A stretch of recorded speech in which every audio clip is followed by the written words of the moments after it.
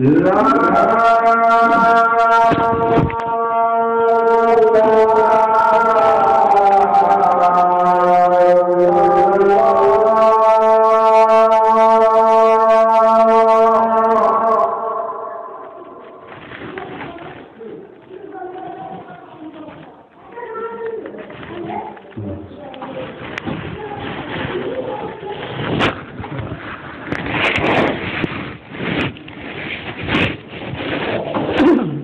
لله نحمده ونستعينه ونستغفره ونؤمن به ونتوكل عليه ونعوذ بالله من شرور أنفسنا ومن سيئات أعمالنا من يهده الله فلا مضل له ومن يضلله فلا هادي له وأشهد أن لا إله إلا الله وحده لا شريك له وأشهد أن محمدا عبده ورسوله أما بعد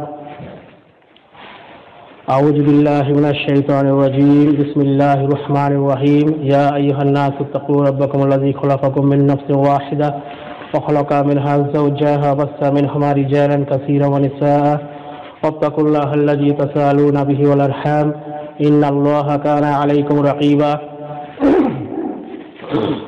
يا أيها الذين آمنوا اتقوا الله حق تقاته ولا تموتن إلا وأنتم مسلمون يا أيها الذين آمنوا اتقوا الله وقولوا قولا سديدا يصلح لكم أعمالكم ويغفر لكم ذنوبكم ومن يطع الله ورسوله فقد فاز فوزا عظيما أما بعد فإن خير الحديث كتاب الله وخير الهدي هدي محمد صلى الله عليه وسلم وشر الأمور محدثاتها وكل محدثة بدعة وكل بدعة ضلالة وكل ضلالة في النار قال الله تعالى في كلامه المجيد أم حسبتم أن تدخلوا الجنة ولما يعلم الله الذين جاهدوا ويعلم الصابرين إلى آخر الآيات। সমস্ত প্রশংসা সমস্ত তারিফ সেই মহান রব্বুল আলামিনের জন্য যিনি আমাদেরকে মানুষ হিসাবে সৃষ্টি করেছেন অতঃপর তার মনোনীত দ্বীন ইসলামের অন্তর্ভুক্ত করেছেন, তার প্রশংসা আমরা বলি আলহামদুলিল্লাহ। অতঃপর আল্লাহ সুবহানাহু ওয়া তাআলা যুগে যুগে কালে কালে অসংখ্য নবী ও রাসূল তথা পয়গম্বর পাঠিয়ে মানুষের মুক্তির দিশা বাতলে দিয়েছেন। সেই সমস্ত আম্বিয়া কেরামদের উপরে অবতীর্ণ হোক দরুদ ও সালাম। খুসুসান আখির নবী আহমদ মুস্তাফা মুহাম্মদ মুস্তাফা সাল্লাল্লাহু আলাইহি ওয়াসাল্লাম ও তার পরিবারের উপরে অবতীর্ণ হোক অসংখ্য দরুদ ও সালাম। আল্লাহুম্মা সাল্লি আলাইহি আল্লাহুম্মা বারিক আলাইহি। পবিত্র কোরআনের সূরা আল ইমরান সূরা নম্বর 3 আয়াত নম্বর 142 আমি পাঠ করেছি। সেই আয়াতটিকে সম্মুখে রেখে সংক্ষিপ্ত জুমার খুতবা শেষ করার প্রচেষ্টা করব ইনশাআল্লাহ। ওমা তাওফীক ইল্লা বিল্লাহ। রব্বি ইশরাহ লি সাদরি ওয়া ইয়াসসির লি আমরি ওয়াহলুল উকদাতাম মিন লিসানি ইয়াফকাহু কাওলি। আজকের অধিকাংশ মুসলমান এটা ভেবে নিয়েছে যে তারা কালেমা পাঠ করেছে, পাঠ করার পরে তারা কিঞ্চিত নিজেদের প্রচেষ্টা মোতাবেক ইবাদত করছে, তো এতেই তারা জান্নাতে প্রবেশ করে যাবে।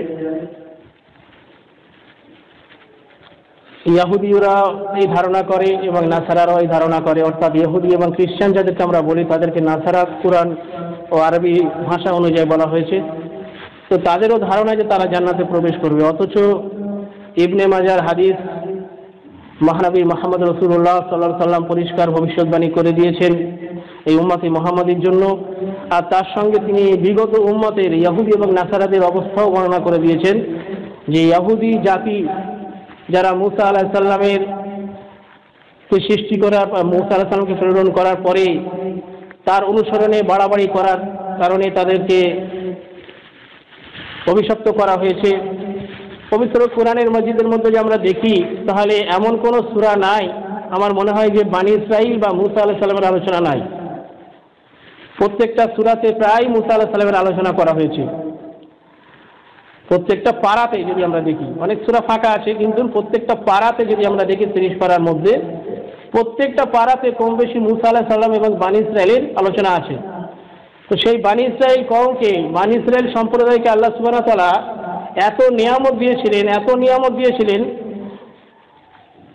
যে কল্পনার অতীত। একসময় তাদেরকে চাষবাস করতে হতো না, কোনো কিছু মেহনত করতে হতো না, বিনা মেহনতে তাদের জন্য আকাশ থেকে খাবার অবতীর্ণ হতো। সে মান্না এবং সালওয়া খেয়ে তাদের আটলো না, তারা বলে একই ধরনের খাবার খেতে আমরা অভ্যস্ত হয়ে পড়ছি, ভালো লাগছে না, নতুন ধরনের খাবার চাই। তো আল্লাহ সুবহানাহু ওয়া তাআলা তাদেরকে অনেক নিয়ামত দিয়েছেন, এমনকি বনী ইসরাঈল কওমের মধ্যে সবচেয়ে বেশি পয়গম্বরকে প্রেরণ করেছেন তিনি। কিন্তু তারপরেও তারা বনী ইসরাঈলের ঘটনা বিস্তারিত কোরআনের তাফসীর পড়লে জানা যায়, ওই ইহুদি জাতি বনী ইসরাঈল জাতি বিভিন্ন নবী ও রাসূলকে হত্যা করেছে। আল্লাহ সুবহানাহু ওয়া তাআলা বিভিন্ন এলাকার জন্য নবী প্রেরণ করেছেন, রাসূল প্রেরণ করেছেন, এবং যে জাতিতে প্রেরণ করেছে সেই জাতি স্বজাতি ভাষা করে প্রেরণ করেছিলেন, যাতে করে আল্লাহ সুবহানাহু ওয়া তাআলার কথা, তার ওয়াহি মানুষকে সেই সমস্ত নবী ও রাসূলগণ বোঝাতে পারেন। আর এটা বর্ণনা করে দেওয়া হয়েছে সূরা ইব্রাহিম আয়াত নম্বর 4 মধ্যে। তো বনী ইসরাঈল কওম কিন্তু যুগে যুগে কালে কালে আল্লাহ সুবহানাহু ওয়া তাআলার বিধানকে অমান্য করে গিয়েছে। তো সেই বনী ইসরাঈল কওমের মধ্যে মুসা আলাইহিস সালাম কোনোদিন এটা বলেননি যে তোমরা আমার পূজা করো, বা আমার পরে একটা নবী আসবে উজাইর, তার তোমরা পূজা করবে। তিনি কিন্তু এক আল্লাহ সুবহানাহু ওয়া তাআলার ইবাদত করার প্রতি আহ্বান করেছেন। আর আজকে আমরা যদি পরিবর্তিত তাওরাতও দেখি, তার মধ্যেও কোথাও এটা পাওয়া যাবে না যে মুসা আলাইহিস সালাম নিজের ইবাদত করতে বা অন্য কোনো সৃষ্ট বস্তুর ইবাদত করতে বলেছেন, অথচ তারা করে। তো মহানবী সাল্লাল্লাহু আলাইহি ওয়াসাল্লাম পরিষ্কার তাদের অতীত বর্ণনা করে বলেছেন যে বনী ইসরাঈলরা বিভক্ত হয়েছিল 71 ফিরকায়। তো তাদের মধ্যে সব ফিরকায় জাহান্নামে যাবে, কেবলমাত্র একটি ফিরকা ব্যতীত, যারা প্রকৃতপক্ষে মুসা আলাইহিস সালামের আনিত শরীয়তকে ধারণ করেছিল, এক আল্লাহ সুবহানাহু ওয়া তাআলার ইবাদত করেছিল, তাওহীদের উপরে বিশ্বাসী ছিল, আর ওই অবস্থায় মৃত্যুবরণ করেছে। আর তারপরে হচ্ছে ঈসা আলাইহিস সালামকে যখন প্রেরণ করা হলো, তাকে কেন্দ্র করে নাসারাগণ বিভক্ত হয়েছে 72 ফিরকায়। তাদের মধ্যে অধিকাংশ অর্থাৎ 71 ফিরকা জাহান্নামী হবে, আর একটি ফিরকা ব্যতীত যাবে জান্নাতে, যারা কেবলমাত্র আল্লাহ সুবহানাহু ওয়া তাআলার ইবাদত করেছে, ঈসা আলাইহিস সালামের পথ দেখানোকে তারা মেনে চলেছে। আর ঈসা আলাইহিস সালামের ভবিষ্যৎবাণী অনুযায়ী যে সমস্ত খ্রিস্টানগণ মহানবী সাল্লাল্লাহু আলাইহি ওয়াসাল্লাম অপেক্ষা করেছে, পরবর্তীতে তারা ইসলাম ধারণ করেছে। আর এই উম্মতে মুহাম্মাদী 73 ফিরকায় বিভক্ত হবে। আর এই 73 ফিরকার মধ্যে সকলে অর্থাৎ 72 ফিরকা জাহান্নামী হবে, কেবলমাত্র একটি ফিরকা ছাড়া। তো সাহাবে কেরামগণ প্রশ্ন করেছিলেন, হে আল্লাহর রাসূল, সেই একটি ফিরকা কারা? তো মহানবী সাল্লাল্লাহু আলাইহি ওয়াসাল্লাম বলেছিলেন, মা আনা আলাইহি ওয়া সাহাবী, আমি এবং আমার সাহাবায়ে কেরাম বর্তমানে আছি, অর্থাৎ আমার এবং আমার সাহাবায়ে কেরামের পথ আদর্শ, এই পথ এবং এই আদর্শকে যারা ধারণ করবে, এই পথ এবং আদর্শের মধ্যে যারা চলবে, তারা হচ্ছে মুক্তি পাবে। অন্য ভাষায় তিনি বলেছেন আল জামাত, সেটা একটি জামাত। তো জামাত বলতে আমরা বুঝি সংগঠন, জামাত বলতে আমরা বুঝি ঐক্যবদ্ধ, জামাত বলতে আমরা বুঝি কিছু লোকের সম্মিলিত প্রচেষ্টা। কিন্তু এখানে আল জামাত বলতে কি বোঝানো হয়েছে, সাহাবা ইবনে মাসউদ রাদিয়াল্লাহু তাআলা আনহু এর ব্যাখ্যা করেছেন যে এখানে আল জামাত বলতে কোরআন এবং সহিহ হাদিসের অনুসারী বিশ্বের প্রতিটা মুসলিমকে ধরা হয়েছে। কোনো ব্যক্তি যদি জঙ্গলের মধ্যে অবস্থান করে, সে যদি একা থাকে, তার কাছে যদি কোরআন এবং হাদিসের বাণী পৌঁছায়, আর সে যদি সেগুলো ধারণ করে, তার অনুসরণ করে, তাহলে সে একাই হচ্ছে ইসলামের প্রকৃত ইসলামের সত্যের অনুসারী আর জামাতের অন্তর্ভুক্ত। তো বর্তমানে মুসলমানরা দেখা যাচ্ছে অবশ্যই 73 ফিরকা তো আছে, আবার এক একটা ফিরকার মধ্যে অগণিত ফিরকার জন্ম হয়েছে। তো প্রত্যেকটা জামাত কিন্তু দাবি করে যে আমরা হচ্ছি সেই ফিরকা যারা নাজাত পাবো, আমরা নাজাত পাবো। আমি যে পবিত্র কোরআনের আয়াতটা পড়লাম, আল্লাহ সুবহানাহু ওয়া তাআলা কিন্তু এখানে পরিষ্কার বলে দিয়েছেন, আম হাসিবতুম আন তাদখুলুল জান্নাতা, তোমরা কি ভেবে নিয়েছো তোমরা জান্নাতে প্রবেশ করে যাবে? ওয়ালাম্মা ইয়ালামিল্লাহু আল্লাযিনা জাহাদু ওয়া ইয়ালামাস সাবিরিন, অথচ তোমাদেরকে এখনো পর্যন্ত আমি পরীক্ষা করিনি, আমি দেখে নিইনি এটা যে তোমাদের মধ্যে কারা ইসলামের পথে জিহাদ করে আর কারা ধৈর্য ধারণ করে।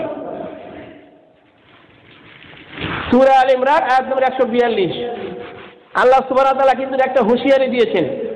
আমরা আশা করি 5 ওয়াক্ত নামাজ পড়েছি, আমরা তো জান্নাতে যাব, অথচ ইসলামের জন্য যখন সংগ্রামের ডাক দেওয়া হবে তখন দেখা যাবে এই 5 ওয়াক্ত নামাজীদের মধ্যে অধিকাংশ পিছিয়ে যাচ্ছে। আমরা ধারণা করেছি আমরা 5 ওয়াক্ত নামাজের পাশাপাশি আমরা রমজান মাসের ফরজ রোজা রাখি, আমরা বিভিন্ন ক্ষেত্রে দান সাদকা খয়রাত করি, আমরা তো জান্নাতে প্রবেশ করে যাব। অথচ ইসলামের জন্য যখন কোনো আহ্বান করা হয়, ইসলামের বিরুদ্ধে যখন শত্রুরা সম্মিলিতভাবে ষড়যন্ত্র করে, ইসলামকে দুর্নাম করার প্রচেষ্টা করে, মহানবী সাল্লাল্লাহু আলাইহি সাল্লামকে দুর্নাম করার প্রচেষ্টা করে, বিশ্বের আনাচে কানাচে মুসলিমদের উপরে যখন অকথ্য অত্যাচার হয়, তাদের বিরুদ্ধে প্রতিবাদ জানাবার জন্য যখন আহ্বান করা হয়, অধিকাংশ কিন্তু পিছিয়ে যায়। জিহাদের তো আসেইনি সুযোগ, কিন্তু একটা প্রতিবাদ জানাবার জন্য যদি আহ্বান করা হয়, দেখা যায় যে এক শ্রেণীর মানুষ তারা মসজিদের মধ্যে আবদ্ধ থাকে, তারা বলে আমাদের ওর সঙ্গে কোনো কাজ নাই। আর মুসলমানদের উপরে যখন বিপদ আপদ আসে, সামান্য বিপদ আপদে তাদের ঈমান নড়বড় করে, সামান্য বিপদ আপদেই তারা নড়বড়ে হয়ে যায়। তাওহীদের জ্ঞান কি সেটা তারা ভুলে যেতে বসে। কোথায় গেলে আমরা এই বিপদ আপদ থেকে মুক্ত হব সেই প্রচেষ্টা তারা করে, শিরকের মধ্যে তারা জড়িত হয়ে যায়। তাই আল্লাহ সুবহানাহু ওয়া তাআলা বলেন, তোমরা কি ভেবে নিয়েছো? আম হাসিবতুম আন তাদখুলুল জান্নাহ, তোমরা কি জান্নাতে প্রবেশ করে গিয়েছো? ভেবে নিয়েছো কি? তোমরা এই ধারণা করেছো যে তোমাদের জন্য জান্নাত খোলা থাকবে? অথচ আল্লাহ এখনো দেখে নেননি তোমাদের মধ্যে কারা আল্লাহর পথে জিহাদ করে আর কাদের উপরে বিপদ আপদ আসার পরে প্রকৃতপক্ষে তারা ধৈর্য ধারণ করে। কারণ সূরা আসরে যদি আমরা দেখি, তাহলে জান্নাত পাবার 4টি শর্ত রাখা হয়েছে। আল্লাহ সুবহানাহু ওয়া তাআলা বলেই দিয়েছেন, ওয়াল আসর, সময়ের শপথ, যুগের শপথ, কালের শপথ, ইন্নাল ইনসানা লাফি খুসর, সমস্ত মানুষই হচ্ছে ক্ষতিগ্রস্ত। ইল্লাল্লাযীনা আমানু, তবে ক্ষতিগ্রস্ত তারা নয় যারা ঈমান এনেছে, ওয়া আমিলুস সালিহাত, সৎ আমল করেছে, ওয়া তাওয়াসাউ বিল হক, এবং হককে ধারণ করেছে, হককে প্রচার করেছে, ওয়া তাওয়াসাউ বিস সাবর, আর বিপদে আপদে পড়ে তারা ধৈর্য ধারণ করেছে। তাই আল্লাহ সুবহানাহু ওয়া তাআলা এখানেও বলে দিলেন যে আমি এখনো দেখিনি যে তোমাদের মধ্যে কারা জিহাদ করেছে আল্লাহর পথে আর কারা ধৈর্য ধারণ করেছে। আল্লাহর পথে জিহাদ ছাড়া মুক্তি পাওয়া মুশকিল। আল্লাহ সুবহানাহু ওয়া তাআলা যে আপদ বিপদ মুসিবত দেবে, তাদের ধৈর্য ধারণ করে নিজের ঈমানকে অটল রাখার পথ ছাড়া মুক্তি পাওয়া মুশকিল। এখন অনেকে হয়তো বলবে যে আমাদের সম্মুখে তো জিহাদের সুযোগই আসছে না। জিহাদের সুযোগ না এলেও সহিহ মুসলিমের হাদিস রয়েছে, সেখানে মহানবী সাল্লাল্লাহু আলাইহি ওয়াসাল্লাম পরিষ্কার বলছেন, সেই ব্যক্তি মুমিন নয় যেই ব্যক্তি অন্তরে এটা আশা করে না যে যদি কোনোদিন জিহাদ হয় তাহলে আমি সেই জিহাদে অংশগ্রহণ করব এবং আল্লাহর পথে প্রয়োজনে আমি দ্বীনকে রক্ষার খাতিরে শহীদ হয়ে যাব। এই আশা পোষণ যে করে না, এই আকাঙ্ক্ষাটা যার অন্তরে নেই, সেই ব্যক্তি মুমিন নয়, বরং তার যদি ওই আশা পোষণ, ওই আকাঙ্ক্ষা ব্যতীত যদি তার মৃত্যু হয়, তাহলে সেটা হচ্ছে মুনাফিকের মৃত্যু।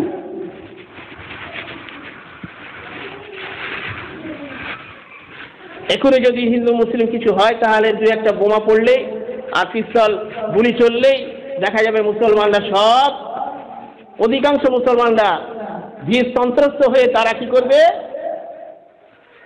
এলাকাও ছেড়ে দেয়।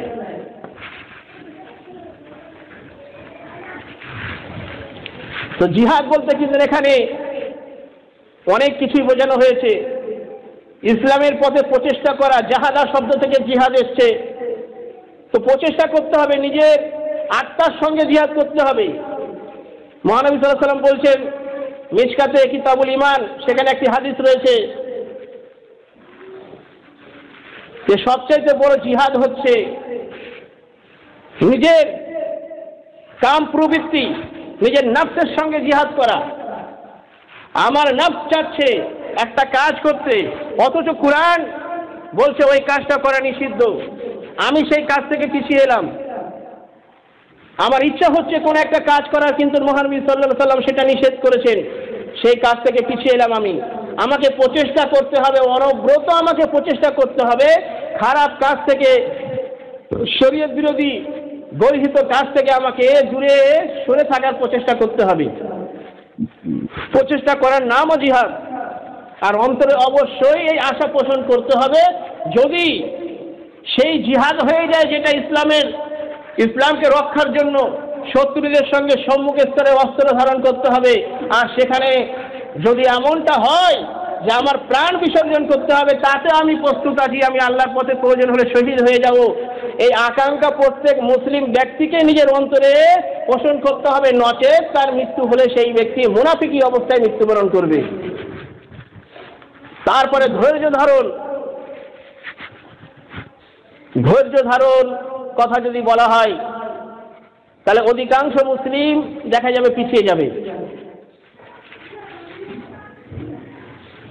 সূরা বাকারাতে তো বলেই দেওয়া হয়েছে, ওয়ালা নাবলুওয়ান্নাকুম মিনাল খাউফি ওয়াল জু'i ওয়া নাকসিম মিনাল আমওয়ালি ওয়াল আনফুসি ওয়াস সামারাত ওয়া বাশশিরিস সাবিরিন। আল্লাহ সুবহানাহু ওয়া তাআলা বলছেন, আমি তোমাদেরকে পরীক্ষা করব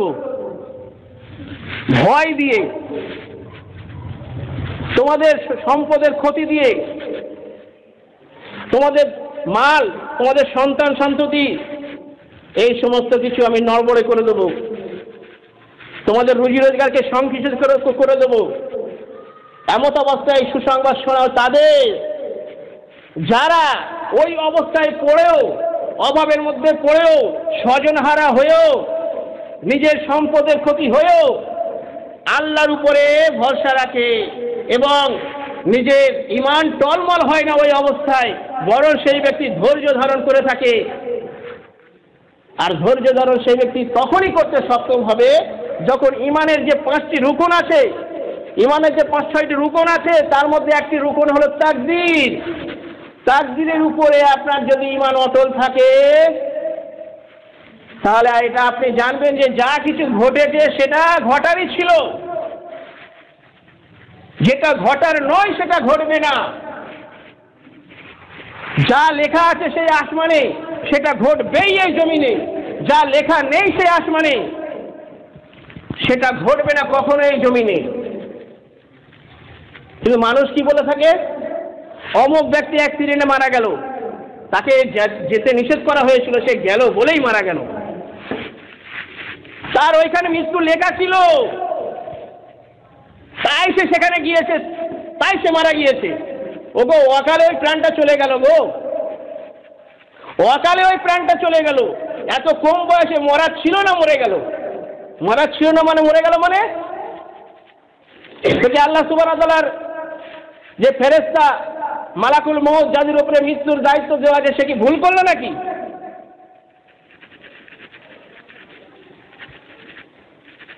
তো যদি ঈমান থাকে তাকদীরের উপরে, তাহলে কিন্তু মানুষ অধৈর্য হবে না, প্রত্যেকটা বিষয়ে সে ধৈর্য ধারণ করবে, যেহেতু সে জানে তাকদীরে যেটা লেখা আছে সেটা ঘটবেই ঘটবে।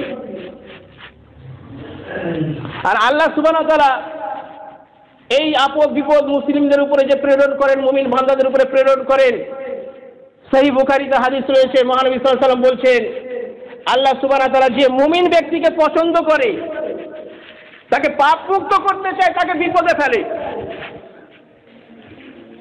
এই বিপদে পড়ে যদি সে ধৈর্য ধারণ করে, তার পায়েতে একটা কাঁটা ফোটা মাত্রই, তার কষ্ট হওয়া মাত্রই, সে যদি অধৈর্য না হয়, মুখ খারাপ না করে, বরং ইন্না লিল্লাহ পাঠ করে, এটা আল্লাহই দিয়েছেন, আল্লাহর প্রতি সে যদি ধৈর্য ধারণ করে, তাহলে তার পায়ে একটা কাঁটা ফোটা ফুটলো, যা কষ্ট হলো, হয়তো তার অজানা অবস্থায় চলাফেরায়, ওঠা বসায় তার কোনো ভুল হয়ে গিয়েছে, হতেই পারে, মানুষ মাত্রই ভুলকারী, তো সেই ভুলগুলো আল্লাহ সুবহানাহু ওয়া তাআলা তার ক্ষমা করে দেন। তার কষ্টের জন্য আল্লাহ সুবহানাহু ওয়া তাআলা তার পাপকে, তার গুনাহকে মিটিয়ে দেন। অথচ আমরা বলি যে অমুক ব্যক্তি দেখো রাস্তায় কথোপকথন হয়, অনেক ব্যক্তির মধ্যে শুনি সেগুলো, যে নামাজ পড়ছে, এই করছে, তাই করছে, দেখো সে বিপদেই পড়ে আছে, তার ইবাদত কবুল হচ্ছে না। আরে তুমি কি জানো সে হয়তো পূর্বের জীবনে কিছু গুনাহ করেছে, তাকে আল্লাহ সুবহানাহু ওয়া তাআলা বিপদের মধ্যে ফেলে ধৈর্য ধারণ করিয়ে তার সেই পাপগুলোকে হয়তো ক্ষমা করে নিতে চাচ্ছেন। ওই জন্য ধারণা করা যাবে না, ধারণা হচ্ছে হারাম। ধারণা, আপনি এক ব্যক্তির জন্য হয়তো মনে মনে ধারণা করছেন ওই ব্যক্তি খুব খারাপ, হতে পারে আপনি যে ধারণাটা করছেন সেটা সঠিক নয়, বরং ওই ব্যক্তি আপনার চাইতে অনেক উত্তম। আবার কাউকে দেখছেন লিবাস দেখে, তার পোশাক দেখে, তার সাজসজ্জা দেখে ওই ব্যক্তি হচ্ছে সবচেয়ে উত্তম, নেককার, পরহেজগার, মুত্তাকি ব্যক্তি, কিন্তু হতে পারে সেই ব্যক্তি হচ্ছে নিকৃষ্ট ব্যক্তি। হতে পারে সেই লেবাসটা, সেই সাজ পোশাকটা মানুষকে দেখাবার জন্য সে রিয়াকারী আমল করছে, তার ভেতরে ভেতরে কিন্তু শয়তানি আমল আছে। অতএব ধারণা থেকে মুক্ত হতে হবে। কারোর সম্পর্কে অতি উচ্চ ধারণাও করা যাবে না, আবার কারোর সম্পর্কে অতি নিম্ন ধারণাও করা যাবে না। কিন্তু আলোচনা আমরা করে দিই, আলোচনা করতে আমরা পটু, অপরের বিষয়ে আমরা আলোচনা করতে পটু, কিন্তু নিজে কোনো আমল করতে পটু নয়। আমরা ভেবে নিয়েছি প্রত্যেকটা ইসলামের ভিতরে যারা যে কোনো মাযহাব, যে কোনো তার ফিরকা হয়েছে, আমাদের মধ্যে যেটা সবচেয়ে বেশি প্রচলিত হানাফি মাযহাবকে যদি ধরা যায়, তার মধ্যে থেকে অসংখ্য ফিরকা বের হয়েছে। অথচ ইমাম আবু হানিফার নামে যে তারা মাযহাব সৃষ্টি করেছে, ইমাম আবু হানিফা কিন্তু তাদের নব আবিষ্কৃত 448 হিজরি যে শবে বরাত সেটা জানতেন না তিনি, কারণ ইমাম আবু হানিফার মৃত্যু হয়েছে 150 হিজরিতে, আর শবে বরাত আবিষ্কার হয়েছে 448 হিজরিতে। ইমাম আবু হানিফা কোনোদিন নবী দিবস পালন করে যাননি, অথচ হানাফিদের নামে সেটা চালানো হচ্ছে।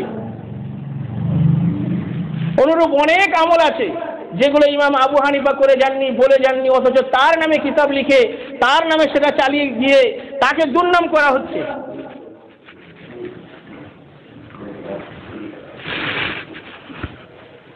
তো প্রত্যেকটা আমলকারী, প্রত্যেকটা মাযহাবের আমলকারী এটা ভেবে নেয় যে আমরা যে ইবাদত করছি এর মাধ্যমে আমরা জান্নাতে প্রবেশ করে যাব। অথচ ইসলামের জন্য যখন জিহাদের ডাক দেওয়া হয়, সংগ্রামের ডাক দেওয়া হয়, তারা পিছিয়ে যায়। অথচ তাদের উপরে যখন আপদ বিপদ মুসিবত আসে, তারা ধৈর্য হারা হয়ে কোথায় গেলে, কোন বাবার কাছে গেলে, কোন পীরের কাছে গেলে পরে, কোন ওলির কাছে গেলে পরে, কোন মাজারে গেলে পরে, কোন দরগায় গেলে পরে, কোন গাছের কাছে গেলে পরে সে মুক্ত হবে ওই আপদ থেকে, ওই বিপদ থেকে, ওই মুসিবত থেকে, সেটা সে তালাশ করতে থাকে ধৈর্য হারা হয়ে। অথচ ইতিপূর্বের যে উম্মত, তারা এক সময় বলেছিল মাতা নাসরুল্লাহ, যখন তাদের নবীকে পর্যন্ত, নবীকে এবং নবীর উপরে ঈমান আনতো যারা, তাদেরকে মাঝখান থেকে ছিঁড়ে ফেলা হতো, এইখানে করাজ রাখা হতো, দেহকে তাদের দুই বিভক্ত করে দেওয়া হতো, তাদেরকে খাওয়া দেওয়া হতো না, পানীয় দেওয়া হতো না, তাদের উপরে অকথ্য অত্যাচার হতো শুধু ঈমান আনার কারণে আল্লাহর উপরে, আর তাদের প্রতিমার পূজা না করার কারণে। এত অত্যাচারের মধ্যে পড়ে তারা একসময় চিৎকার করে বলেছে মাতা নাসরুল্লাহ, কখন আমরা পাবো আল্লাহর সাহায্য। আমাদের তো সেই অবস্থা আসেনি। আমাদের তো ইসলাম মেনে চলার কারণে, ইসলামের পথে চলার কারণে অত্যাচারের সম্মুখীন হতে হয় না। তারপরেও কিন্তু আমরা ধৈর্য হারা, আল্লাহকে দেখতে পাই না। আমি এমন বিপদে পড়ে আছি, আমার এত অভাব যাচ্ছে, আরে আল্লাহ তোমাকে ভালোবেসেছে বলে তোমাকে বিপদে ফেলেছে, আল্লাহ তোমাকে ভালোবেসেছে বলে তোমাকে অভাবের অনটনের মধ্যে ফেলে তোমার পরীক্ষা নিচ্ছে যে তুমি আল্লাহর বিরুদ্ধে যেন কোনো কথা না বলে ধৈর্য ধারণ করো। আল্লাহ সুবহানাহু ওয়া তাআলা যে অবস্থায় তোমাকে রেখেছে, মনে করো না এটা আমার তাকদীরে লেখা ছিল, তাকদীরে লেখা আছে, তাকদীরে যদি লেখা থাকে তবে আমার পরিবর্তন ঘটবে, নচেত শত প্রচেষ্টা করলেও পরিবর্তন ঘটবে না। অতএব তাকদীরের উপরে ঈমান আনতে হবে।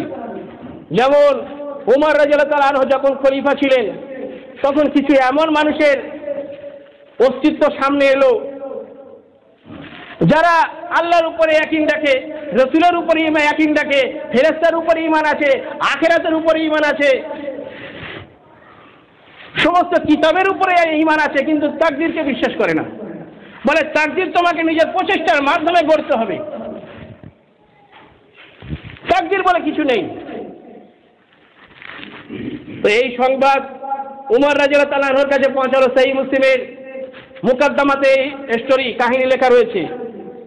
উমর রাদিয়াল্লাহু তাআলা আনহুর কাছে যখন এই ঘটনা পৌঁছালো যে এক শ্রেণীর মুসলমান হয়েছে আজকে যারা তাকদীরের প্রতি ঈমান রাখে না, তখন উমর রাদিয়াল্লাহু তাআলা আনহু বললেন, তুমি তাদেরকে গিয়ে বলে দাও, যদি উহুদ পাহাড়ের সমান স্বর্ণ আল্লাহর পথে তারা দান করে তাহলেও তাদের দান কবুল হবে না, গ্রহণযোগ্য হবে না, যতক্ষণ পর্যন্ত তারা তাকদীরের উপর ঈমান আনছে। তবে তাকদীরের দোহাই দিয়ে কেউ যদি মনে করে আমি যা কাজ করেছি, আমার দ্বারা ব্যভিচার হয়েছে, আমার দ্বারা চুরি হয়েছে, আমার দ্বারা নিষিদ্ধ শরীয়ত বিরোধী কাজ হয়েছে, এগুলো তাকদীরে লেখা ছিল বলে তো আমি করেছি। তাহলে একটা ছোট্ট ঘটনা শোনাই। ওমর রাদিয়াল্লাহু তাআলা আনহু যখন খলিফা, একটা চোরকে ধরে আনা হলো যে চুরি করেছে, ধরা পড়েছে। তো তাকে যখন ওমর রাদিয়াল্লাহু তাআলা আনহু বলছেন যে তুমি চুরি করেছো কেন, সে বলছে এটা তো আল্লাহ আমাকে দিয়ে করিয়েছেন, আমার তাকদীরে লেখা আছে বলেই তো করেছি। তখন উমর রাদিয়াল্লাহু তাআলা আনহু বললেন, একে প্রথমে 30টা বেত্রাঘাত করো, 30টা চাবুক মারো, তারপরে তার হাতটা কেটে দাও। কিছু মানুষ যখন প্রশ্ন করলো, হে আমিরুল মুমিনিন, চুরি করার কারণে তো হাতটা কাটা যাবে, কিন্তু বেত্রাঘাতটা কেন করা হবে, তাকে চাবুকটা কেন মারা হবে? তখন তিনি বললেন, আল্লাহর নামে মিথ্যা অপবাদ দেওয়ার কারণে, তাকদীরের নামে মিথ্যা অপবাদ দেওয়ার কারণে এর হাতটা কাটা হবে, একে চাবুক মারা হবে, তারপরে চুরি করার কারণে হাত কাটা হবে। কারণ আল্লাহ সুবহানাহু ওয়া তাআলা আপনাকে সৃষ্টি করার পরে আপনার যখন শিশুকাল অতিবাহিত হয়ে গেল, যখন যৌবনে উপনীত হলেন, যখন বালিক বা সাবালেগ হলেন, তখন আপনার স্বাভাবিক জ্ঞান দিয়েছে, বুদ্ধি দিয়েছে। আল্লাহ সুবহানাহু ওয়া তাআলা ভালো এবং মন্দ উভয় দিয়েছে। যদি মন্দ না দিত ভালোর মান থাকতো না, যদি অন্ধকার না দিত আলোর মান মানুষ বুঝতো না। অতএব আল্লাহ সুবহানাহু ওয়া তাআলা আপনাকে দুটো পথ দেখিয়ে দিয়েছেন। এই বিষয়ে পবিত্র কোরআনের অনেক আয়াত রয়েছে। আল্লাহ সুবহানাহু ওয়া তাআলা বলছেন, আমি মানুষকে দুটো পথ দেখিয়ে দিয়েছি। তাকদীরে লেখা আছে আপনার 1000 টাকা রোজগার করবেন, কিন্তু সেই রোজগারটা আপনি কিভাবে করবেন, হালাল ভাবে করবেন না হারাম ভাবে করবেন, এটা আপনার উপরে। অতএব পাপ কাজ করেও তাকদীরের নামে চালিয়ে দেবো, তাকদীরে ছিল বলে এটা করেছি, ভাগ্যে ছিল বলে এটা করেছি, অথচ দেখা যাবে যে পরিপূর্ণভাবে ভাগ্যের উপরে ঈমানই তার নাই। অতএব আমাদেরকে ইবাদত করে শুধু ভাবলে হবে না যে আমরা জান্নাতে চলে যাব।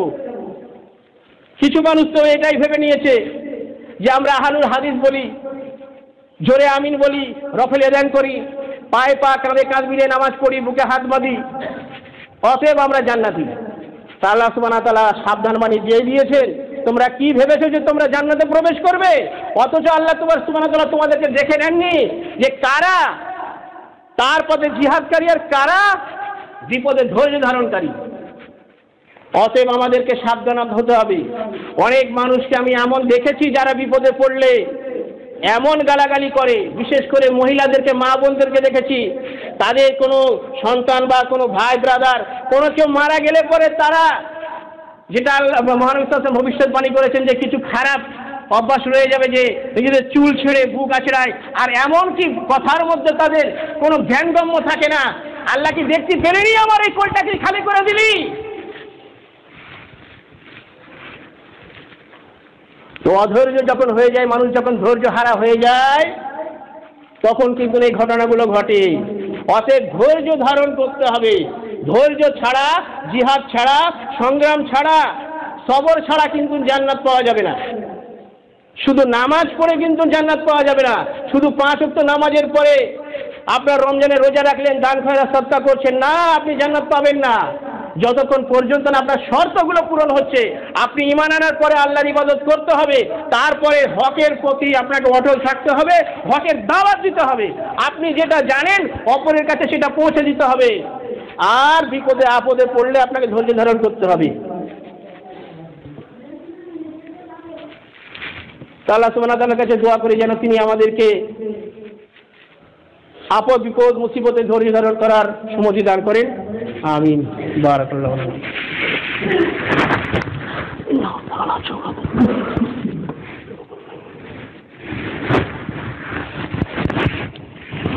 আলহামদুলিল্লাহ ওয়াদা মাল্লা ইবাদিল্লাহি বাদা ওয়াসসালাতু ওয়াসসালামু আলা রাসূলিল্লাহ। তো আমাদের দ্বারা ভুল ভ্রান্তি অনেক কিছু হচ্ছে, সেইগুলো সংশোধন করার রাস্তা হচ্ছে ভুল ভ্রান্তি থেকে আপনাকে তওবা করতে হবে, ভুল ভ্রান্তি থেকে আল্লাহর পথে ফিরে আসতে হবে। আল্লাহ সুবহানাহু ওয়া তাআলা সেই বান্দাকে বেশি ভালোবাসেন যে বান্দা ভুল ভ্রান্তি হওয়ার পরে স্বীকার করে তওবা করে, তওবা করার পরে সেই ব্যক্তি আর পূর্বের কাজে ফিরে যায় না। যার জন্য আল্লাহ সুবহানাহু ওয়া তাআলা বলে দিয়েছেন, ইয়া আইয়ুহাল্লাযীনা আমানু তুবু ইলাল্লাহি তাওবাতান নাসুহা, হে ঈমানদারগণ তোমরা আল্লাহর কাছে তওবা করো, তাওবাতান নাসুহা, অর্থাৎ আপনার অন্তরের দৃঢ় স্থান থেকে তওবা করতে হবে, দৃঢ়তার সঙ্গে তওবা করতে হবে। যে আল্লাহ, আমার দ্বারা যে পাপ ঘটে গিয়েছে, আমার দ্বারা অধৈর্যের কারণে যেগুলো পাপ ঘটে গিয়েছে, সেই সমস্ত পাপ আর আমি জীবনে কোনোদিন করব না। আমার দ্বারা যে 5 ওয়াক্ত নামাজ ছুটে গিয়েছে, আমার দ্বারা যে ফরজ রুকন অন্যান্যগুলো ছুটে গিয়েছে, সেই ঘাটতিগুলো আমি পূরণ করব, আমি সেই ভুল আর করব না। এইভাবে আল্লাহ সুবহানাহু ওয়া তাআলার কাছে তওবা করতে হবে। তওবা করার কারণে আল্লাহ সুবহানাহু ওয়া তাআলা আপনার পূর্বে ঘটিত যত সাগীরা গুনাহ সমস্ত ক্ষমা করে দেবেন। আর যদি আপনার ভিতরে কাবীরা গুনাহ থাকে, কাবীরা গুনাহের মধ্যে সবচাইতে বড় হচ্ছে আল্লাহ সুবহানাহু ওয়া তাআলার সঙ্গে অন্যকে শরীক করা। এটা করলে তো আপনার তওবাও কবুল হবে না, এটা করলে আপনার তওবাও কবুল হবে না যতক্ষণ পর্যন্ত এক আল্লাহকেই সবকিছু না মেনে নেবেন। তারপরে তার থেকে মুক্ত হওয়ার পরে আপনার অন্য কাবীরা গুনাহ কি? আপনি না হক কাউকে গালাগালি করেছেন, না হক কারোর জমি ছিনিয়ে নিয়েছেন, কারোর প্রতি অবিচার করেছেন, কারোর দুর্নাম করেছেন, তার কাছে ক্ষমা না চাওয়া পর্যন্ত আপনার কিন্তু ক্ষমা হবে না। এটা আল্লাহ সুবহানাহু ওয়া তাআলার দায়িত্বে না, কিন্তু এটা আর আল্লাহ সুবহানাহু ওয়া তাআলার দায়িত্বে না। যার জন্য মহানবী সাল্লাল্লাহু আলাইহি ওয়াসাল্লাম বলেছেন, সাহাবায়ে কিরামদের সম্মুখে একদিন বলছেন যে তোমরা কি জানো গরিব কোন ব্যক্তি? সাহাবায়ে কিরামরা বলছেন, এটা জানার কি আছে, সেই ব্যক্তি গরিব যার কাছে সম্বল নাই, ভালো থাকার ঘর নাই, খাওয়া দাওয়া ভালো করতে পারে না। তখন মহানবী সাল্লাল্লাহু আলাইহি ওয়াসাল্লাম বললেন, না, সেই ব্যক্তি গরিব না, বরং কাল কিয়ামতের দিনে গরিব হবে সেই ব্যক্তি যেই ব্যক্তি নেকির পাহাড় নিয়ে আল্লাহ সুবহানাহু ওয়া তাআলার নিকটে উপস্থিত হবে। অতঃপর দেখা যাবে সে কাউকে থাপ্পড় মেরেছিল অথচ সে অন্যায় করেনি, কাউকে গালাগালি করেছিল অথচ সে গালাগালি খাবার কাজ করেনি, কারোর দুর্নাম রটিয়েছিল, কারোর নামে গীবত করেছিল, কারোর জমি ছিনিয়ে নিয়েছিল, কারোর টাকা মেরে দিয়েছিল, সেই সমস্ত হকদাররা আল্লাহ সুবহানাহু ওয়া তাআলার কাছে উপস্থিত হবে।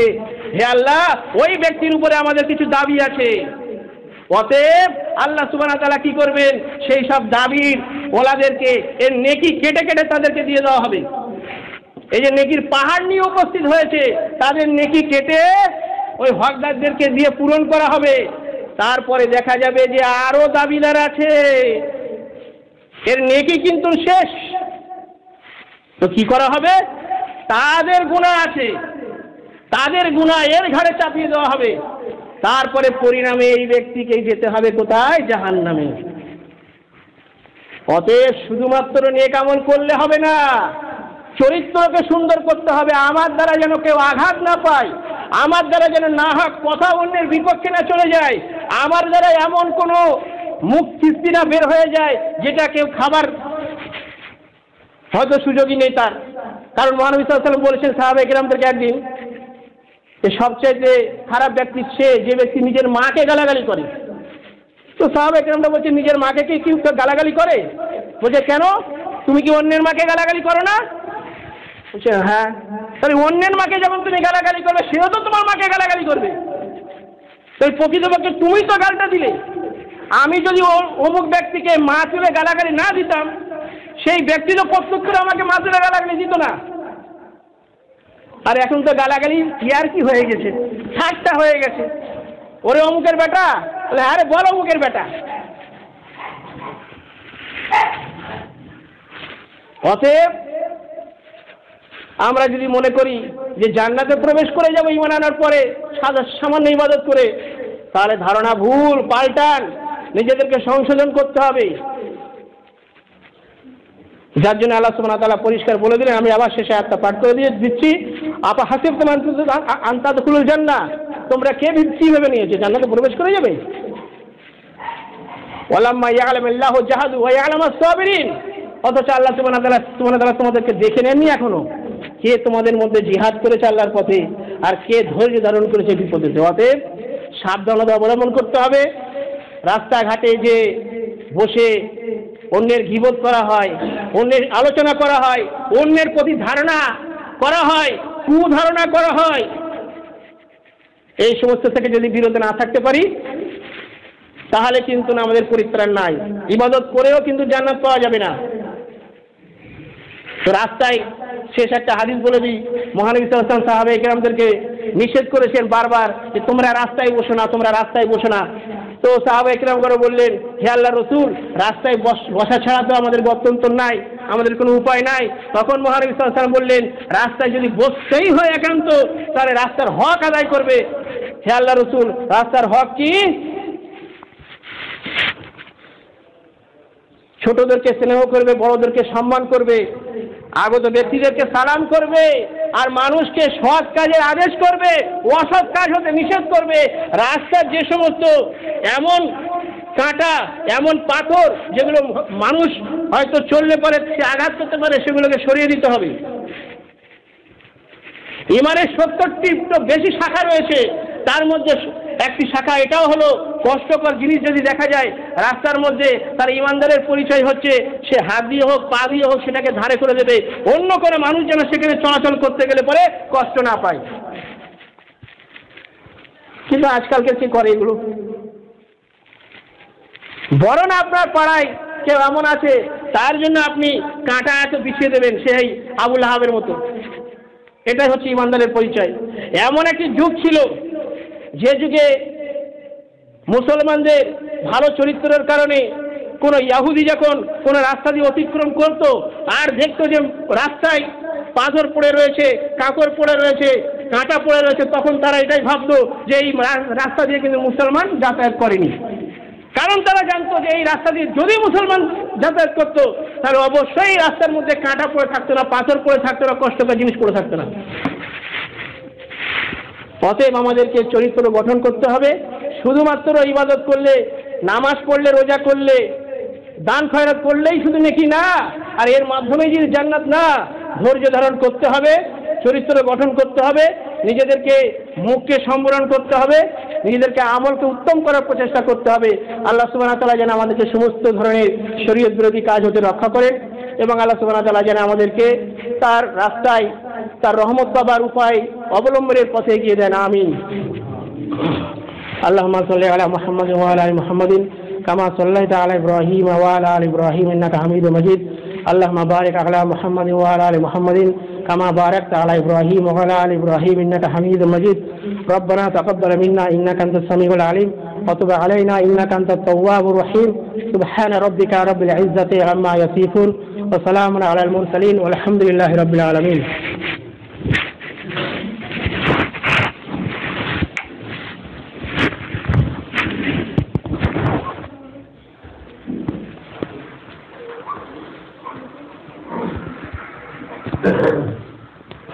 الله أكبر الله أكبر أشهد أن لا إله إلا الله أشهد أن محمدا رسول الله حي على الصلاة حي على الفلاح قد قامت الصلاة